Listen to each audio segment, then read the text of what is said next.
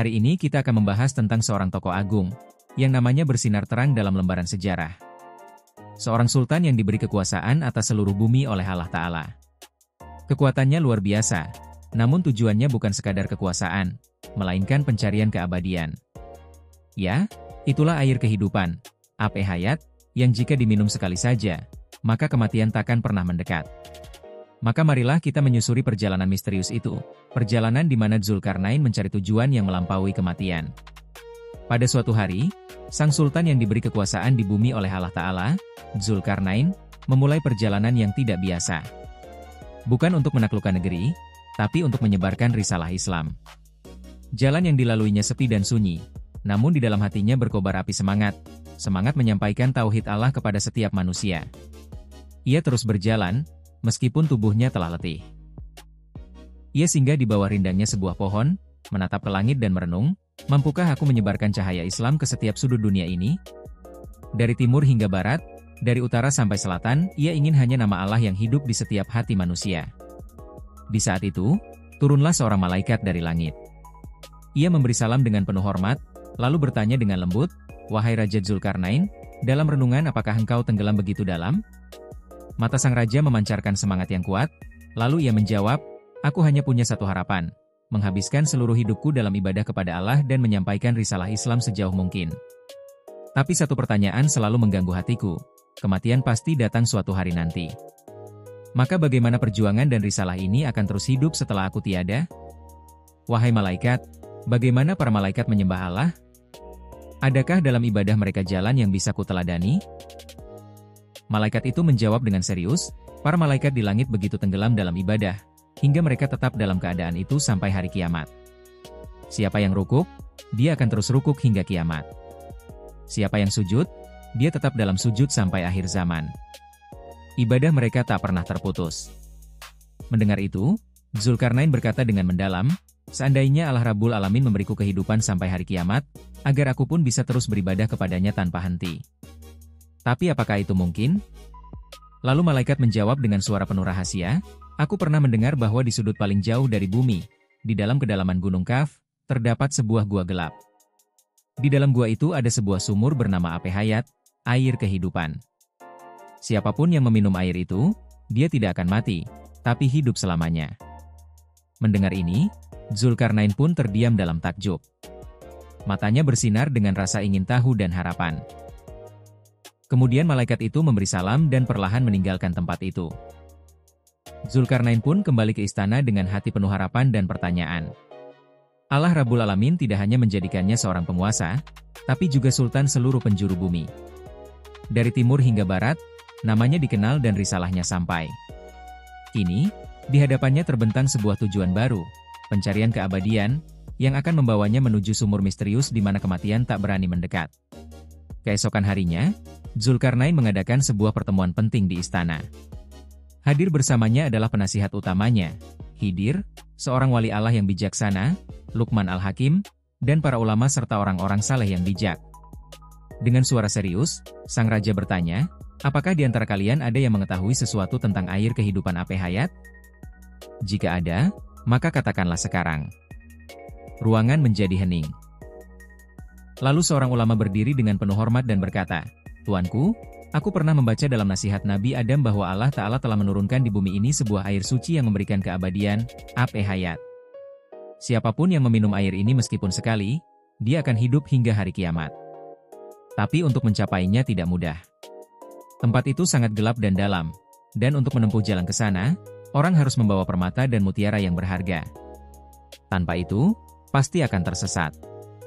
Wajah Dzulkarnain bersinar dengan semangat dan keingintahuan. Ia mengerti bahwa perjalanan ini tidak mudah, tapi sangat penting. Lalu seorang orang tua lainnya berdiri. Suaranya mengandung kebijaksanaan yang dalam.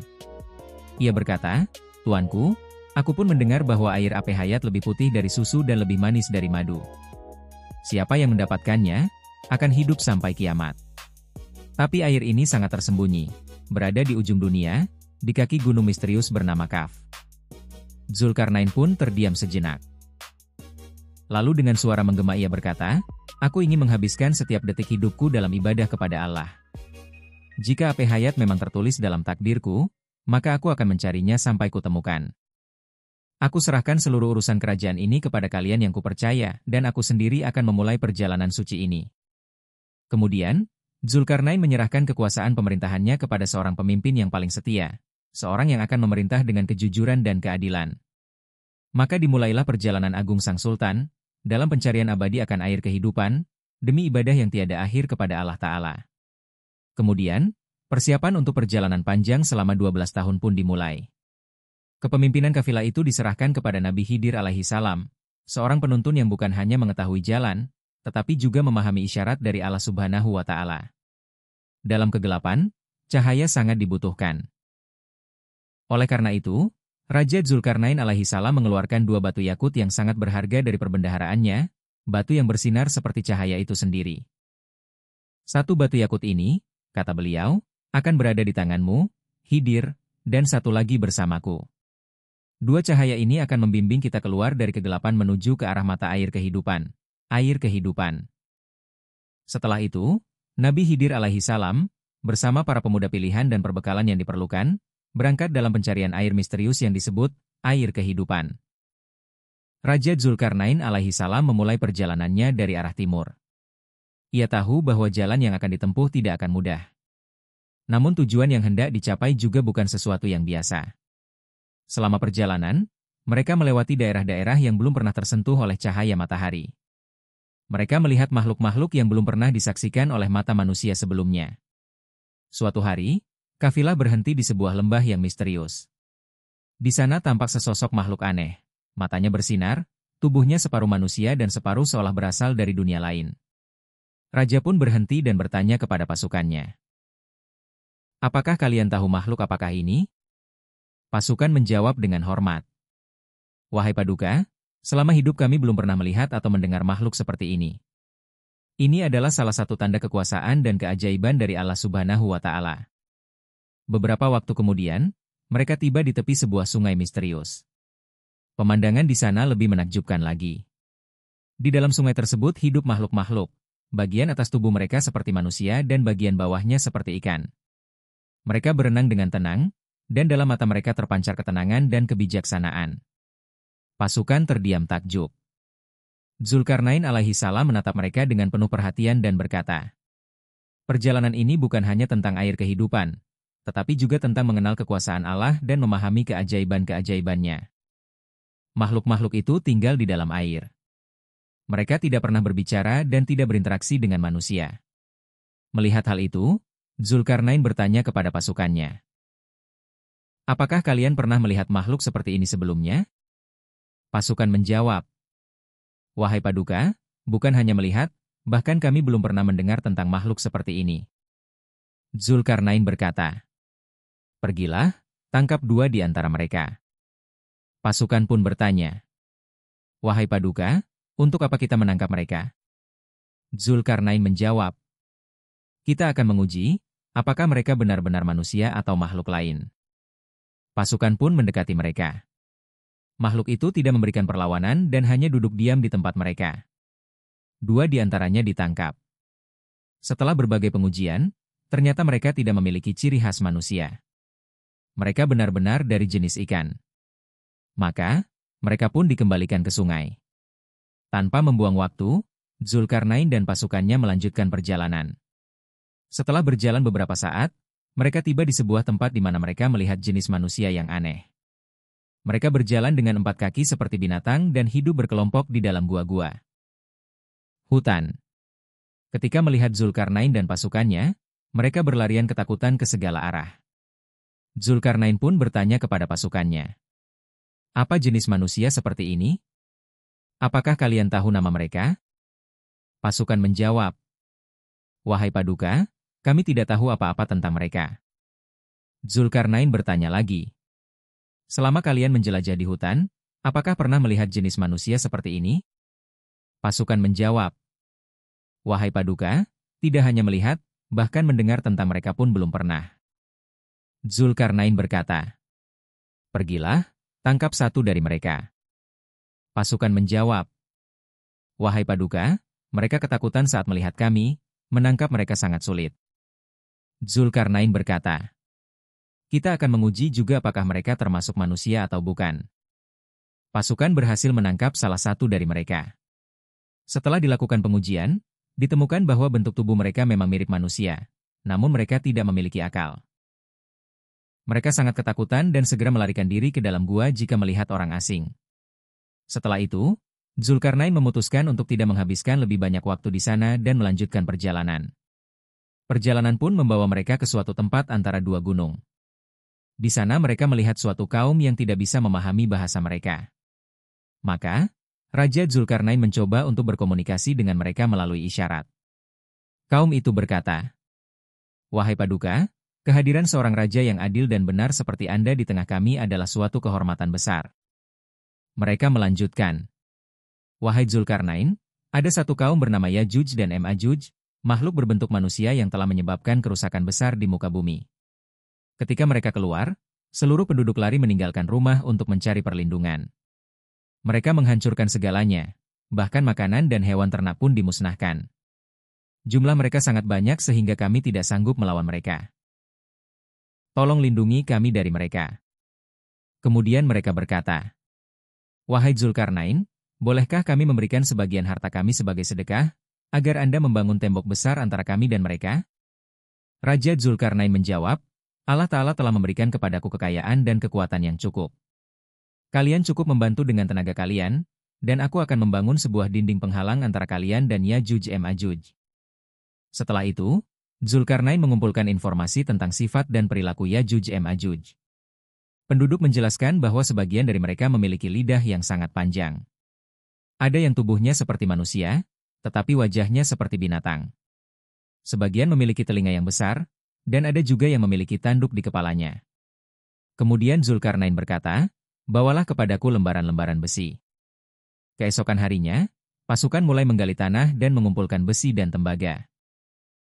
Setelah celah antara dua gunung itu terisi penuh dengan besi, Zulkarnain berkata, "Nyalakan api di tungku dan panaskan besi ini.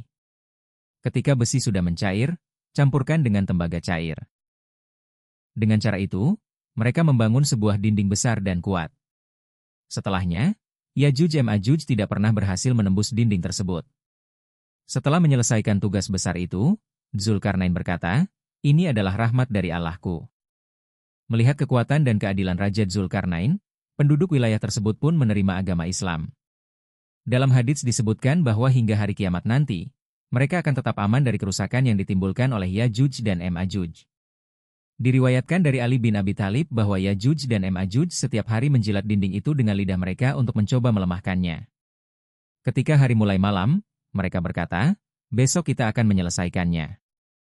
Namun keesokan paginya, ketika mereka kembali, dinding itu telah kembali kokoh seperti semula. Setelah itu, Zulkarnain dan pasukannya melanjutkan perjalanan ke arah utara. Di sana mereka menemukan sebuah wilayah yang dikelilingi tembok raksasa. Untuk mengetahui apa yang ada di balik tembok itu, Zulkarnain mengutus salah satu prajuritnya untuk memanjat dan mengintai. Namun waktu berlalu cukup lama, prajurit tersebut tidak kembali. Maka Zulkarnain mengutus prajurit lain untuk naik ke atas tembok itu. Tapi prajurit itu juga menghilang dan tidak kembali. Zulkarnain pun menyimpulkan bahwa di balik tembok itu mungkin terdapat makhluk gaib atau kekuatan misterius. Ia memutuskan untuk tidak mengirim siapapun lagi dan membatalkan niat untuk menembus wilayah tersebut. Tanpa membuang waktu, Zulkarnain melanjutkan perjalanan ke arah timur. Setelah menempuh jarak tertentu, mereka tiba di sebuah kota yang sangat indah. Penduduknya terpelajar dan sangat maju dalam ilmu pengetahuan, namun bahasa mereka sangat sulit dimengerti. Ketika melihat Zulkarnain, mereka mengucapkan salam dan berkata, "Wahai Zulkarnain, kami sangat senang atas kedatanganmu." Zulkarnain pun mengajak mereka untuk bersyahadat dan berkata, "Allah itu Esa. Tidak ada Tuhan selain Dia." Mereka langsung menerima ajakan tersebut tanpa ragu. Mereka adalah kaum yang cerdas dan bijak, sehingga mereka segera memeluk agama Islam. Mereka menunjukkan penghormatan dan keramahan yang luar biasa kepada Zulkarnain.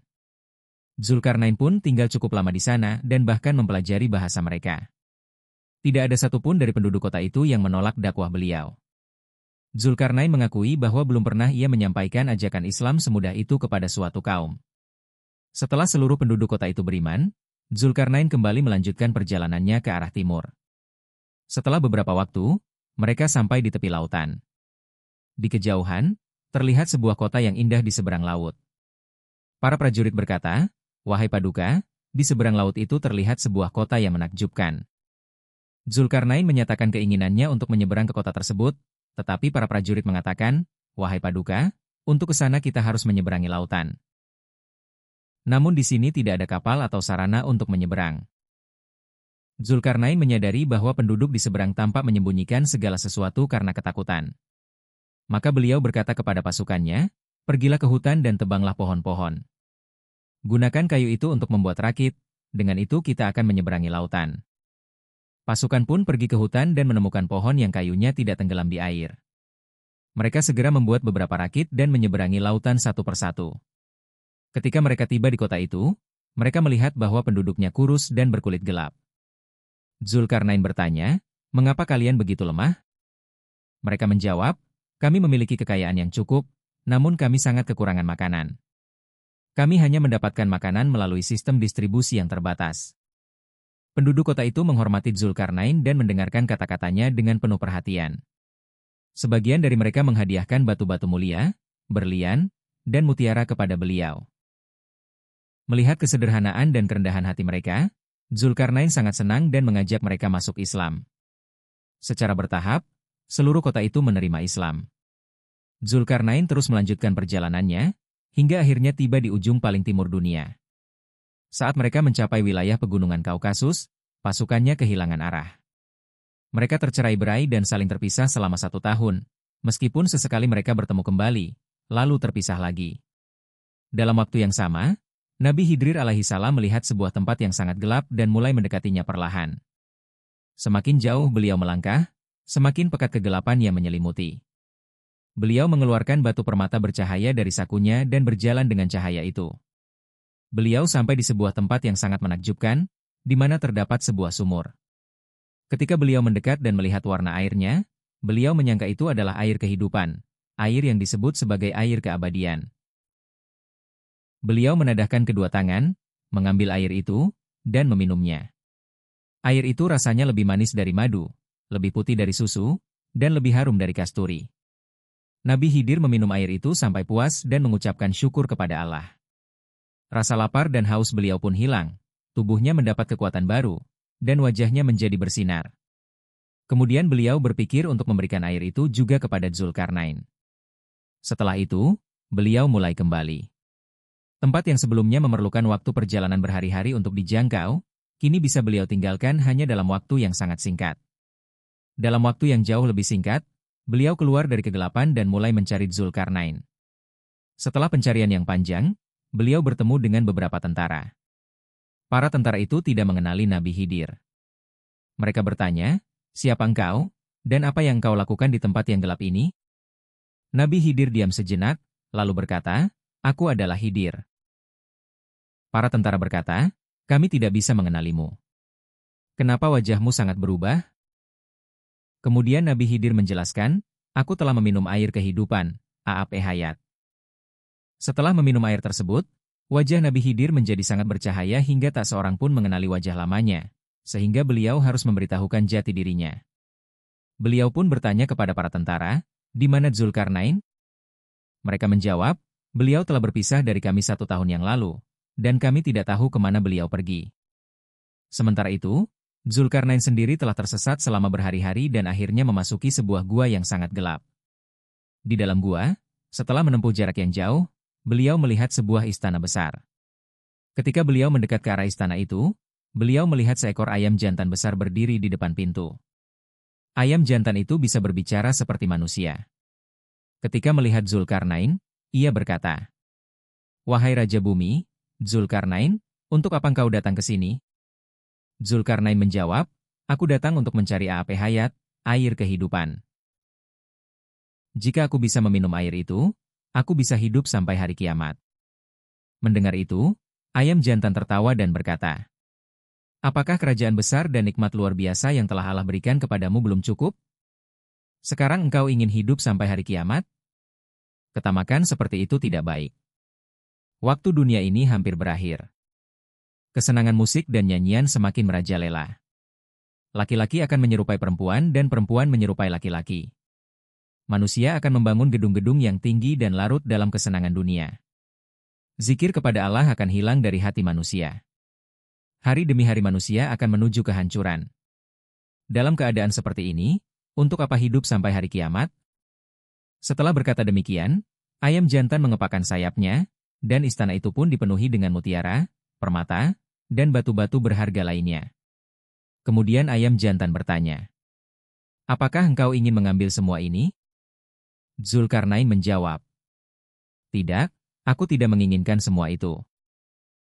Lalu ayam jantan berkata, "Kalau begitu, teruslah berjalan ke depan. Di sana engkau akan mendapatkan sesuatu lagi." Zulkarnain mengikuti nasihat ayam jantan dan terus berjalan. Beberapa saat kemudian, beliau melihat bahwa malaikat Israfil berdiri dengan membawa terompet besar. Pandangannya tertuju ke langit. Zulkarnain pun datang dan mengucapkan salam kepada malaikat Israfil. Setelah itu malaikat Israfil bertanya, "Wahai Zulkarnain, apa tujuanmu datang ke sini?" Zulkarnain menjawab, "Aku sedang mencari aap hayat. Aku ingin meminumnya agar bisa hidup sampai hari kiamat." Mendengar itu, malaikat Israfil berkata, "Lebih baik engkau jangan tamak seperti itu. Tidak ada seorang pun yang bisa menjadi dekat kepada Allah hanya karena umur panjang. Maka pulanglah ke rumahmu dan syukurilah kehidupan yang telah Allah berikan kepadamu. Ingatlah, jangan sia-siakan waktu yang engkau miliki saat ini." Setelah berkata demikian, malaikat Israfil memberikan sebuah batu kepada Zulkarnain dan berkata, "Ujilah perkataanku dengan batu ini." Kemudian Zulkarnain keluar dari kegelapan sambil membawa batu itu menuju cahaya. Dalam perjalanan, beliau melihat tanah dengan warna yang sangat berkilauan. Hal ini menarik perhatiannya. Lalu beliau bertanya kepada sahabatnya, Hakim Luqman, "Kenapa tanah ini terlihat bersinar seperti ini?" Hakim Luqman menjawab, "Itu bukan tanah biasa. Di sini ada tumpukan mutiara, batu permata, yakut, dan firuzah yang sangat berharga. Jika engkau memerlukannya, engkau boleh mengambilnya." Kemudian Zulkarnain mengambil beberapa batu dan melanjutkan perjalanan. Setelah menempuh perjalanan panjang dan sampai ke daerah yang terang, beliau melihat bahwa batu-batu yang beliau ambil ternyata memang batu-batu mulia yang sangat berharga. Batu yang diberikan oleh malaikat Israfil adalah batu putih sebesar kepala kucing. Zulkarnain lalu bertanya kepada Hakim Luqman, "Kenapa aku diberi batu ini?" Hakim Luqman menjawab, "Maksud dari pemberian batu ini adalah untuk mengajarkan bahwa engkau harus melepaskan ketamakan terhadap dunia.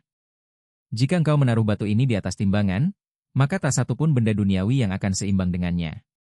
Tapi jika engkau menaruh tanah di sisi lain timbangan, barulah terlihat keseimbangannya.